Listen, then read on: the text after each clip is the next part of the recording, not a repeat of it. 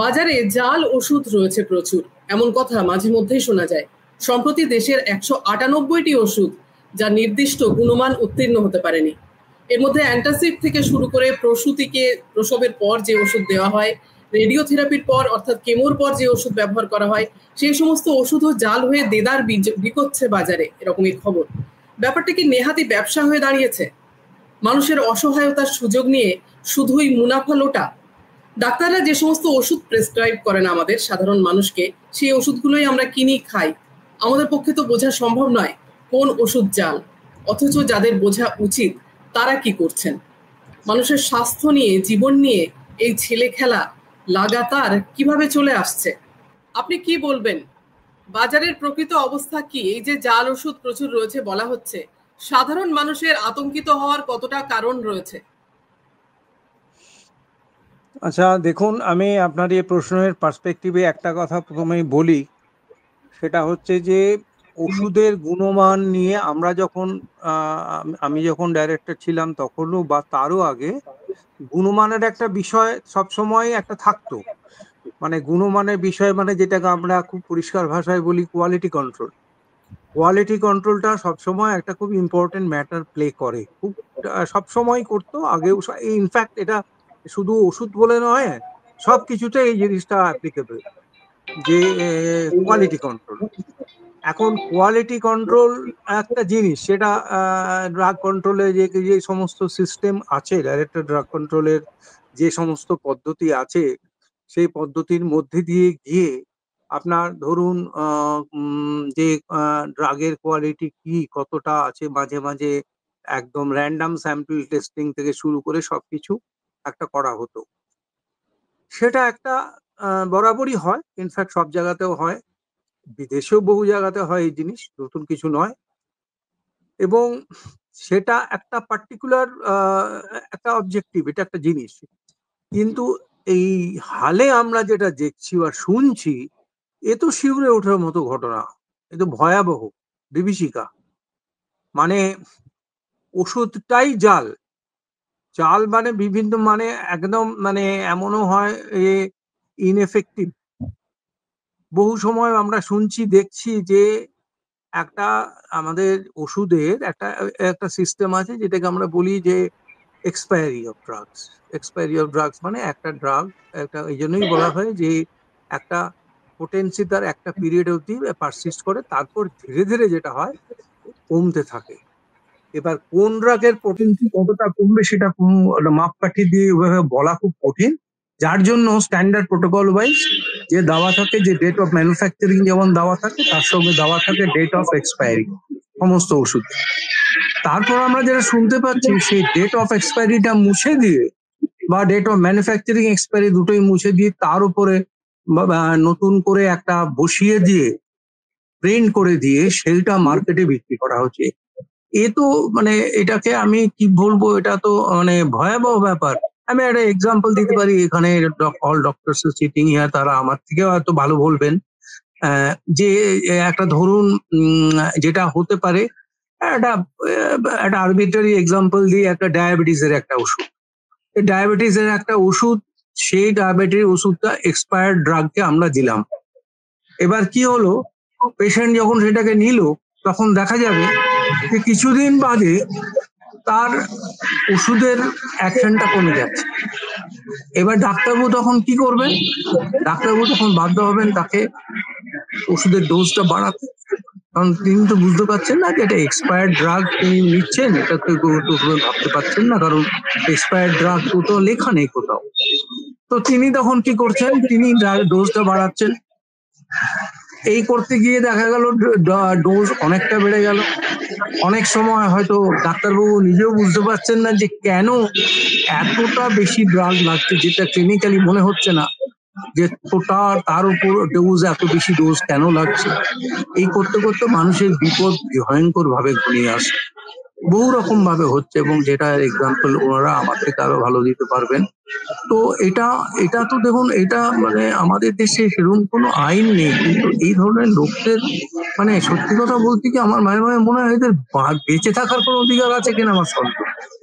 যারা মানুষের জীবন নিয়ে এইভাবে চিনিমিনি খেলে তারা নিশ্চিন্তে বসে থাকে, আমি তো এখন অব্দি শুনলাম না একটা কড়া ক্যাপিটাল পানিশমেন্ট হয়েছে কোনো একটা মানে এই যারা এই ড্রাগ নিয়ে এই ধরনের কার্যকারবার করে যাচ্ছে বা এই ধরনের কাণ্ড কারখানা করে যাচ্ছে, আমি এখন অব্দি শুনিনি কোথাও, দেখতেও পাইনি, শুনতেও পাইনি। তো এখন কথা হচ্ছে যে এইভাবে মানুষ চিটেড হচ্ছে, এবং চিটেড শুধু চিটেড তো নয়, এতে জীবনটাকে নিয়ে চিনিমিনি খেলা, এতে আরো অনেক কিছু সমস্যা আসছে। ইনসুলিন রেজিস্ট্যান্স ডেভেলপ করতে, ড্রাগ রেজিস্ট্যান্স পারসে ডেভেলপ করতে পারে, পয়জনিং হবে আমি চুপ করে বলছি না, যে সবসময় যেটা হয় এক্সপায়ারি হয়ে গেলে এফিকেসিটা কমে যায়, আস্তে আস্তে কাজ করার তার ক্ষমতাটা কমে আসে ওষুধের, এটাই মূলত হয়।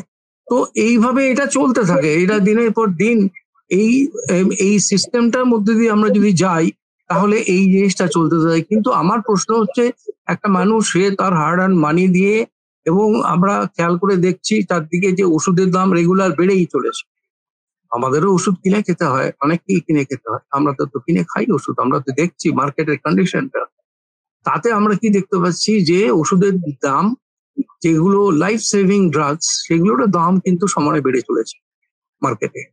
তো এই যে ওষুধের দাম এত বাড়ছে, তার উপর দিয়ে কিন্তু আমরা দেখতে পাচ্ছি যে মানুষ কিন্তু এত দাম দিয়ে ওষুধ কিনছে, যাদের আমি অনেকের কাছে যে এই কথাটা শুনতে পাই, বিশেষ করে যারা এখন তো দেখুন সিনিয়র সিটিজেনের সংখ্যা বাড়ছে, যার ফলে কি হয়, সিনিয়র সিটিজেনদের বাড়ার ফলে দেশে অটোমেটিক্যালি তাদের বেঁচে থাকতে হয়, আমরা আমাদের মতো যারা সিনিয়র সিটিজেন আমাদের বেঁচে থাকতে হয়, কিন্তু মূলত আমরা বেঁচে আছি ওষুধের উপর। তো ওষুধ, এবং একটা জিনিস খুব পরিষ্কার, অনেক সময় যারা বাজেট করে মানে সংসার চালান, ফ্যামিলি চালান, তাদের কাছে দেখা যায় যে মানে বাজেট বাড়তে বাড়তে ওষুধের বাজেটটা 1 নম্বরে উঠে আসছে, কারণ তাদের তখন আর সিনিয়র সিটিজেনদের যে ছেলেমেয়েরা মানুষ হয়ে যায়, তাদের স্কুল কলেজের ফিস বা অন্যান্য খরচগুলো তখন আর প্রাইমারি থাকে না, তাদের এডুকেশন কমপ্লিট হয়ে যায়, তখন কিন্তু প্রাইমারি এসে দাঁড়ায় এই মেডিসিনটা, এবং এত এক্সপেন্সিভ মেডিসিন আমরা কিনছি, এবং সেইখানে আমি দেখতে পাচ্ছি যে আমি সেই ওষুধটা নিচ্ছি, সেটা আমার কাজ করছে না, এবং তা সত্ত্বেও খুব দুর্ভাগ্যের বিষয় যেটা আমি বলবো, যে এর কোনো কাজ হচ্ছে না, এবং এর জন্য কোনো মানে এর কোনো ক্যাপিটাল পানিশমেন্ট হবে না, এক্সাম্পলারি পানিশমেন্ট হওয়া দরকার আমার মত, যে এগুলোতে এমন পানিশমেন্ট হওয়া দরকার যাতে কেউ ভয়ে আর এই ধরনের মানে এই জালি চুরি জোয়ার চুরি গুলো না করতে পারে, এটা হচ্ছে আমার মত। এবং সুবর্ণ আছে, সুবর্ণ বলবে ভালোভাবে বলবে এগুলো। তো আমার যেটা মত সেটা হচ্ছে যে ইমিডিয়েট, এবং এটা এই কোয়ালিটি কন্ট্রোল দেখা, এবং কোয়ালিটি কন্ট্রোল উপর কি স্টেট কি সেন্ট্রাল দুটো গভর্নমেন্টই তাদেরই, কিন্তু আমাদের যে ড্রাগ কন্ট্রোল ল্যাবরেটরি যে নেই তা তো নয়, আছে ড্রাগ কন্ট্রোল ল্যাবরেটরি, টেস্টিং এর ব্যবস্থা আছে, এবং সেখানে র্যান্ডম স্যাম্পলিং এর ব্যবস্থা আছে। র্যান্ডম স্যাম্পলিংটা ভিজিলেন্স দরকার, অনেক বেশি ভিজিলেন্স দরকার, সেই ভিজিলেন্সের মধ্যে দিয়ে গিয়ে আমরা যাতে ক্যাপিটাল মানে ধরতে পারি এবং হাতে নাতে ধরতে পারি তারা এগুলো করছে, এবং ধরার পর একটা মানে এক্সাম্পলারি পানিশমেন্ট দেওয়া, যাতে করে অন্তত পরবর্তীকালে যারা এগুলো করছে তারা যাতে ভয় পায় এগুলো করতে। অ্যাকচুয়ালি যে ব্যাপারটা হচ্ছে যে আমরা যে অবস্থার মধ্যে দিয়ে যাচ্ছি, এখানে আমার যেটা মনে হয় যে একটা মানে জনবিস্ফোরণ ছাড়া এর সমাধান আছে বলে আমার অন্তত মনে হয় না, একটা জনবিস্ফোরণ দরকার।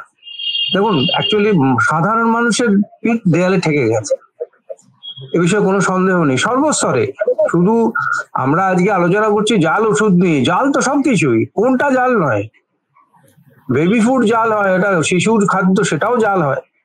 তো এই তো আমরা ছোটবেলায় মানে শুনেছিলাম যে সে বেবি ফুড জাল হওয়ার গল্প বহুবার শুনেছি আমরা। তো সেক্ষেত্রে এই ওষুধ জাল, এটা একটা বলছি তো মানে এর পানিশমেন্টের লেভেলটা যেখানে হওয়া দরকার, যে যারা এগুলো করতে যাবে তারা শিউরে উঠবে, ভয় করবে না, তবেই যদি কিছু করা যায়, কিছু হয়। কিন্তু আমাদের দেশের যে সিস্টেমটা আছে এমনই একটা সিস্টেম, বা আমাদের এই কনস্টিটিউশনে এমন ভাবে তৈরি করা আছে, একটা মানে মানে শেষ অবধি তাকে চান্স দেওয়া হয়, আর তারও সে অত দূর আমি যাবো কেন, তার আগের অবধিও তো কিছু হচ্ছে না। এই যে ধরুন এতদিন ধরে যে জাল ওষুধগুলো এলো বা এতবার করে আমরা শুনলাম দেখলাম, ওই আমরা তো কোথাও দেখলাম না যে অমুক অ্যারেস্ট হয়েছে, তার এগেনস্টে চার্জ আনা হয়েছে, কি চার্জে কোন কোন ধারায় তাদেরকে দেওয়া হবে, চার্জ আনা হবে, কি দেওয়া হবে, কোন আইনে তাদের বাধা হবে, ওই তার কোনো রূপরেখা তো আমরা শুনতে পাচ্ছি না, দেখতে পাচ্ছি না। এগুলো কি আমার আপনার কাজ? আমাদের কাজ এগুলো? আমাদের ডাক্তারদের কি এগুলো কাজ? আমাদের তো এগুলো কাজ নয়। আমরা আজকে আলোচনা করছি সেটা ঠিক আছে, কিন্তু এগুলো আমাদের কিন্তু কাজ নয়। তাদের কাজ রুগী দেখা এবং তাকে রুগীর চিকিৎসা দেওয়ার জন্য ওষুধপত্র দেওয়ার, সেই ওষুধটাই জাল। সেই ওষুধে ভেজাল মেশাতে মেশাতে এমন একটা অবস্থা দাঁড়িয়ে গেছে যে এক্সপায়ার্ড ড্রাগকে তারা রেগুলার ড্রাগ বলে চালিয়ে দিচ্ছে।